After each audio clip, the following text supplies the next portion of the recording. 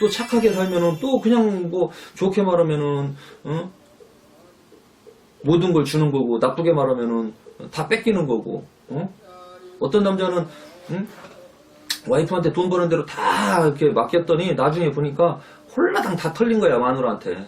예? 인감이고 뭐고 다 줬는데 그 마누라가 어디다가 투자했나 신정으로 빼돌렸나 거덜나서 거지가 된 남자도 있었고.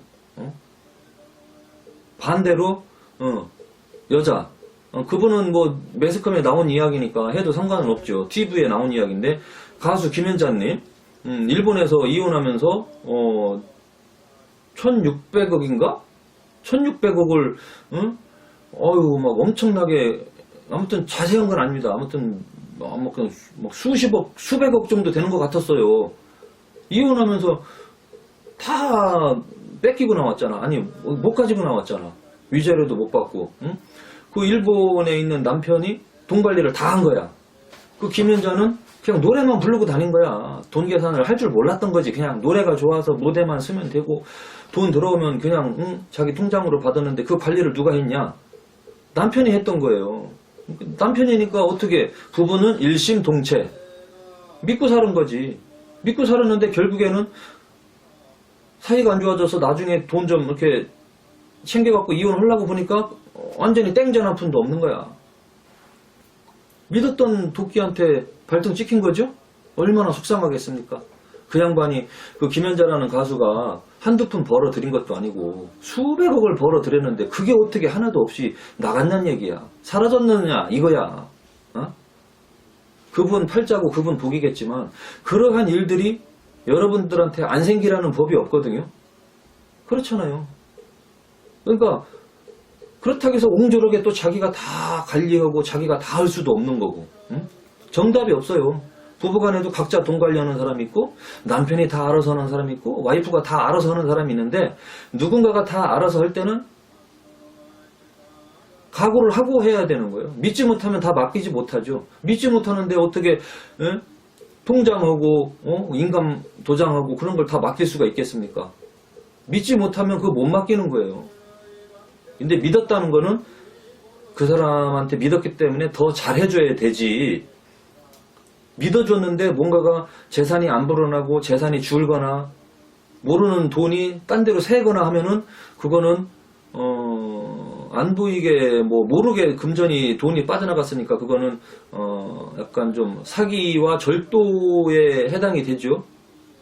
가족 간에도 마찬가지고 부부 간에도 마찬가지고 뭔가 돈이 나갈 때는 서로 상의가 된 상태에서 알고 지출이 돼야 되거든.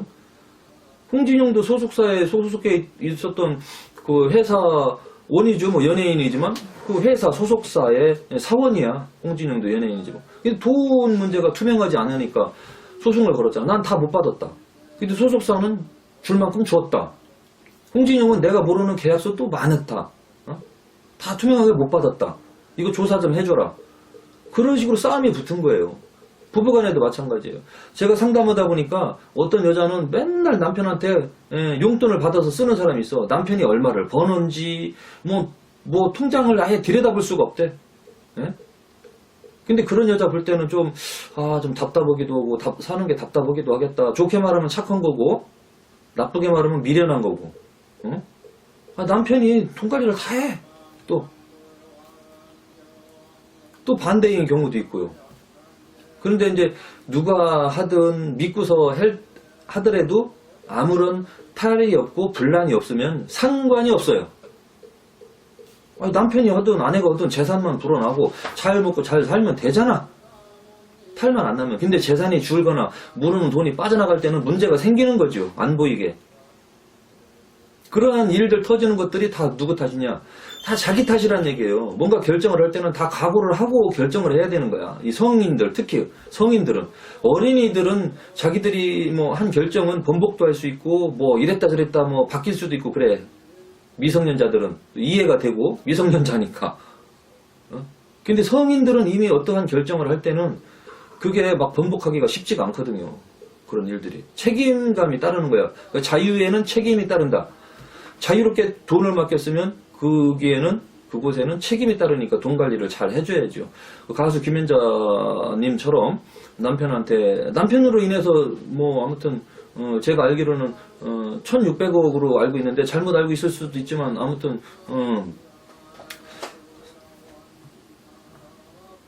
얼마라고요? 1400억 1400억이래요.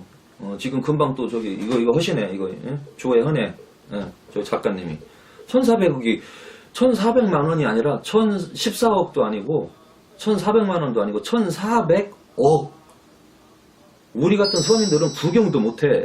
그 어마어마한 돈을 김현자님이 이혼하면서 못 갖고 나왔다는 거야. 믿었던 사람한테 그렇게 속상했잖아. 근데 다행히 김현자님이 착해서 그런 건지는 모르지만 제3회 전성기를 맞이했습니다. 응?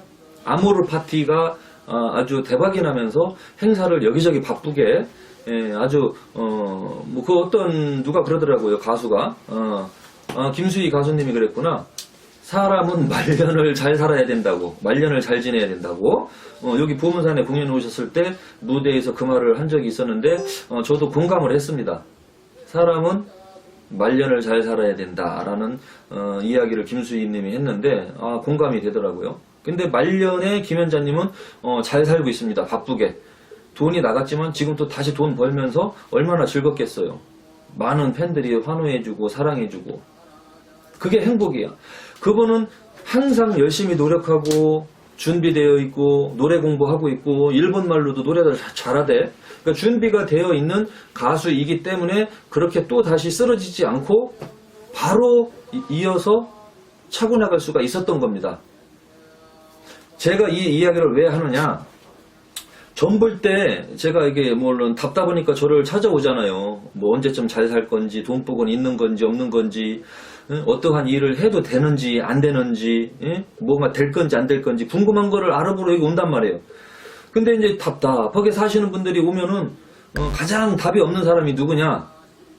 대책 없는 사람들. 대책이 없어, 대책이.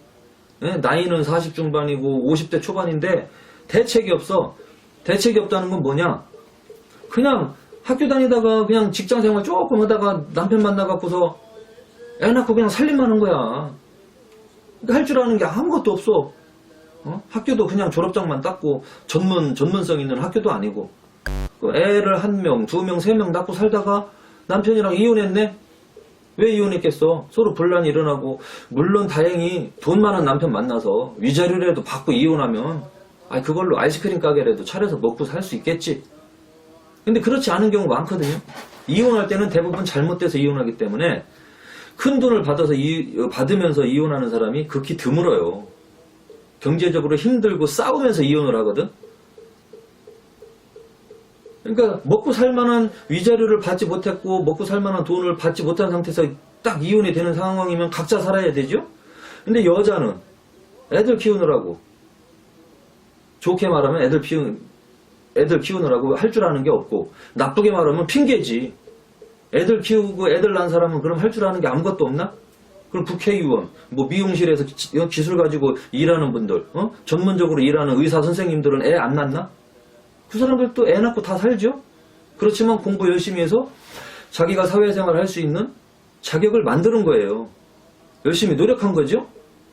그러니까 애 낳고 살더라도 이혼을 한다 할지라도 그 사람은 사회생활로 바로 이어서 할 수가 있기 때문에 인생살이가 그렇게 힘들거나 어렵거나 궁핍하지는 않다는 얘기입니다.